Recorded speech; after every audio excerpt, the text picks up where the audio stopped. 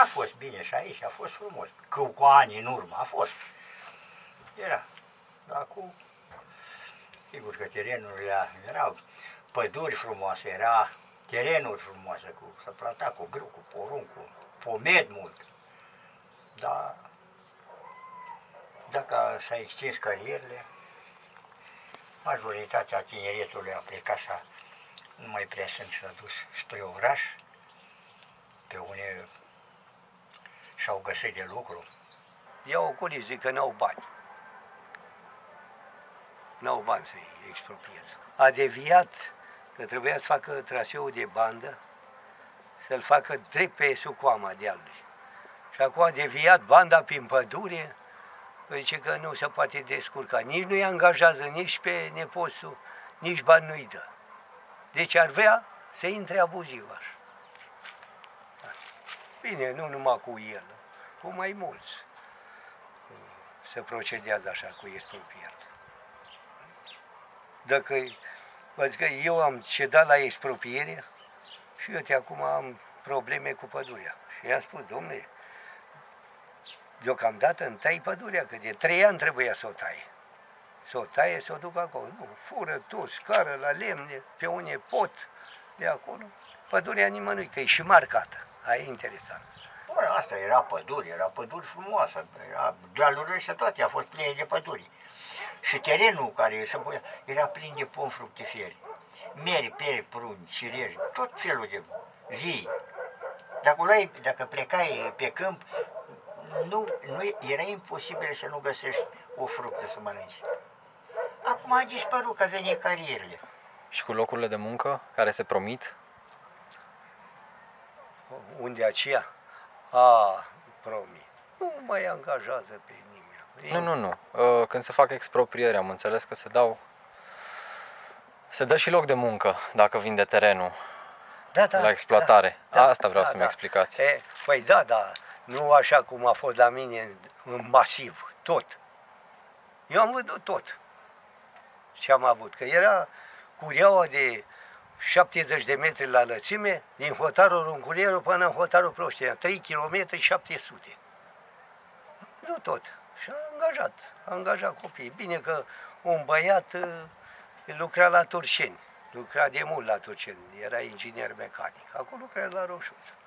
Dar totuși cu probleme, că nu știu ce, că cui nu-i place de ochii cuiva, afară. Trebuie să umbli cu mânuși fine.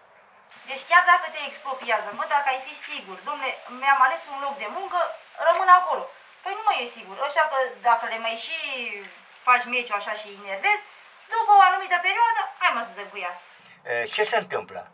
De multe ori le dă câte o lună jumătate, îi dă acasă cu 75% din salariu, că zice că n-au nevoie de cărbune.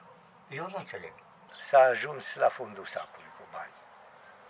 Deci, la Jilț, azi noaptea a stat, că a depășit consumul de curent, a stat toată cariera. A stat că nu se mai a depășit consumul de curent. Pe aici, noaptea, când te uiți de acolo, exact parcă e un oraș, numai becurile alea cât consumă. Da. Deci ei ce scot, aia consumă. Numai cu amenințări și numai cu... Și vă spusei, dacă nu ai fi tu în cauză, tu care ai luat atâția bani, lasă-mă și pe altul să trăiască, mă, frate, ar mânca și el o pâine, am 2 copii de crescut, îi cresc cu 6 milioane pe lună. Și pe serviciul ăla și pe ăla, azi ești nu știu unde, mâine ești la mătră. Da. Deci asta e chestia, că nu ar fi, de ce tot ai cu pământ sunt dezavantajați și care vin din alte părți de la munte, care n-au niciun fel, au avut un director de acolo și a ținut cu zona și i-a adus aici la noi, aia trăiesc bine, mersi, nu au treabă. Ai din zonă sunt vai și amar de mama lor. Păi să vedeți că sunt fără servici. De la munte au câte 2-3 servici din casă. La noi, nici câte unul. Vă spusei, care au pământ sunt mai defavorizați ca aia care n-au. Mai bine să n-ai. Acum se extind cu carierele. Dom'le, să se extindă cât mai mult și să angajează oamenii ăștia de prin satele ăștia, că terenurile le-a distrus. Acum dacă e distrus terenul omului, nici nu-l angajezi pe atunci cu ce să trăiască? Cu ce să trăiască? Asta e problema. Dacă te duci să-ți dea O căruță de cărbune nu se poate. Nu, nici cu sacul. Dacă te prind, înapoi. Păi, nici dacă lucrezi la companie, că am înțeles Da, că la ce? companie dă 10 tone, dar eu dacă nu lucrez...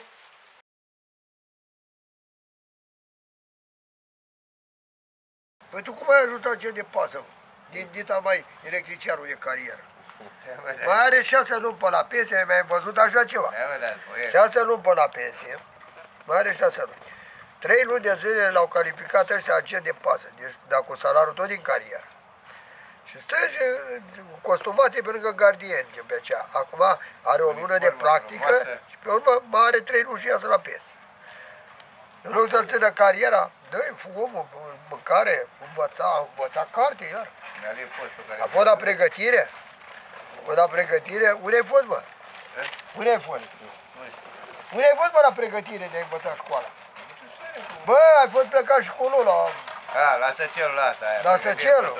Păi da, cum? Pregătire profesională. Se ține să facă și el mai are 3 luni și iasă la pensie. Păi de aici aminte de aia. Și ține acolo cu aia carierei și îl pune într-o lună practică la gardience. Vedem cu gardiențile, el, gardiențile șefe și el e elev. Și el are 35 de ani de carieră electrician. Păi de aici aminte. 30? Păi deci, ceva. 40 de ani. Aia e regula la noi. Când vezi așa ceva de crucier. Mi-a cerut să ne aducă apă, să nu ne lase de Sfânta Marie fără apă, că ne aducea cu cisterna. Și zice, știți, să vă mai face și fântâni în curte, auzi primare. Eu am 4 fântâni, dar dacă nu au apă...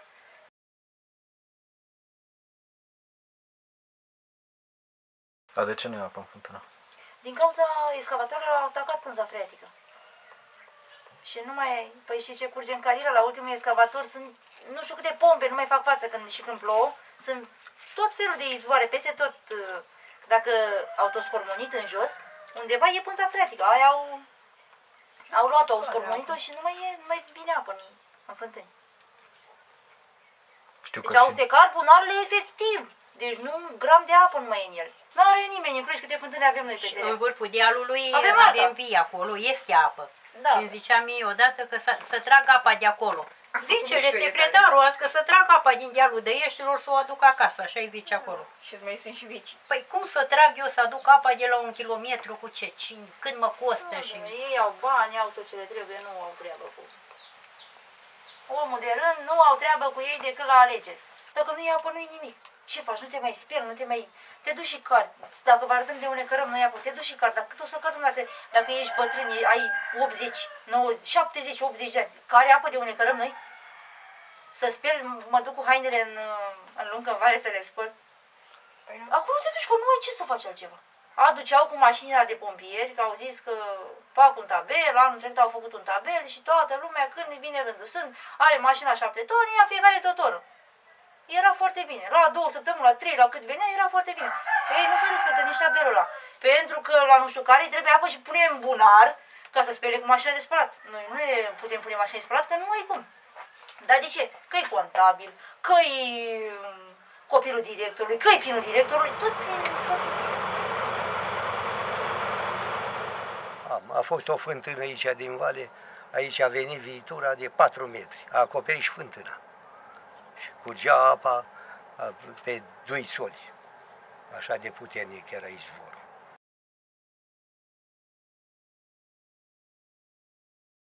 Vă facem umplătura la toamnă că se uscă. Se mai usucă aici? Nu se mai usucă, că apa vine în continuare. Uitați, până în vale, ăla măr era plin de mere de alea timpurii. N-am unul. Ăsta a mai scăpat, văd că da, și ăsta gata, se usucă. De toți prunii mei de altoi, uitați și prunele sunt pinele de astă vară, că n-am luat nici astă vară nimic a picat. Când vine apa, nu mai alegi de unde vine. Nu mai vine și de aici, vine și de aici, vine și pe drum și o ia în vale, spre casă. Nu știu ce să fac. Nu ne bagă nimeni seama, am 2 procese pe rol. Am acte în regulă pe tot pământ, degeaba le-am. Am hârtii. Pensia merge pe hârtie. Te duci să roxezi, te duci la Târgu Jiu, mai întrebi cu tare act, se roxează, poate 200 pe roatele mașinilor, până în Târgu Jiu bolnavă, prin frig, prin ger. Vin înapoi, așteaptă. Merg la proces, păi mai trebuie cu tare lucru. Iară din nou, de unde să-l iau? Du-te, fă, iar prin tribunale, la arhivă. O porție din de poze când a venit apa, multe. Le-am făcut. Uitați. Uitați. Cum se usucă pomii. Uite, aici a prins și casa.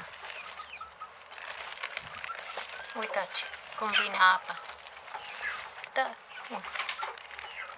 Apa pe din albastru. Uitați.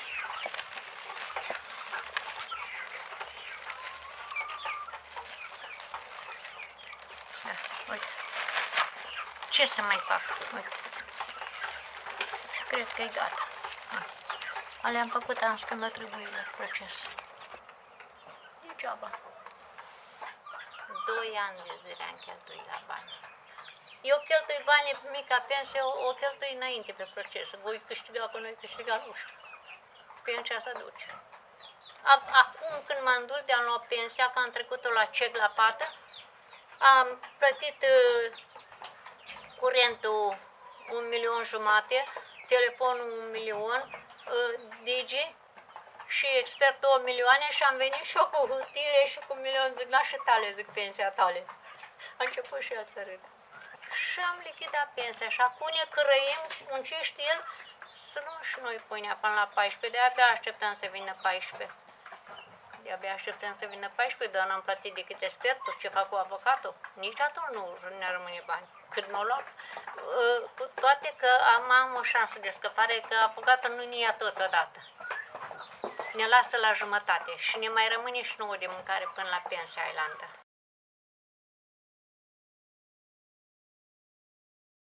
A luat iarba foc și probabil de la vânt că ne-am trezit în sat, în vale cu flacăra. S-a risătine că dacă intra în tufa aia de mărăcini, gata, intra la clăi, în vale intra, ardeam și noi casele alea.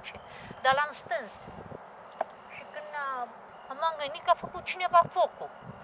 Pe urmă am venit noi toți 3 vecinii și am văzut că a luat foc de la... Dar cum s-a întâmplat? Aici undeva au venit 4 blășgani de băieți de ăștia. A făcut o groapă nu mare așa și a dat foc la iarba aia, că de atunci a luat foc. Ca la 2 zile, după aia am auzit că s-a furat în carieră nu știu câți metri de cablu și i-a dat foc în groapa aia de ars, cauciucul și a luat sârmile. Și de atunci a rămas cu luatul foc cărbunile. N-avem ce face, ardem cu tot. Eu, crapă pământul și pică jos. Ajunge în sat. Nu. Aici deja ai dus. Eu. Uitați cât adâncime. Eu. Păi dacă îmi dă calul cu piciorul aici. Eu. El nu se vede de iarbă acum. Eu. Să aveți grijă. Eu. Hai de capul meu. Eu.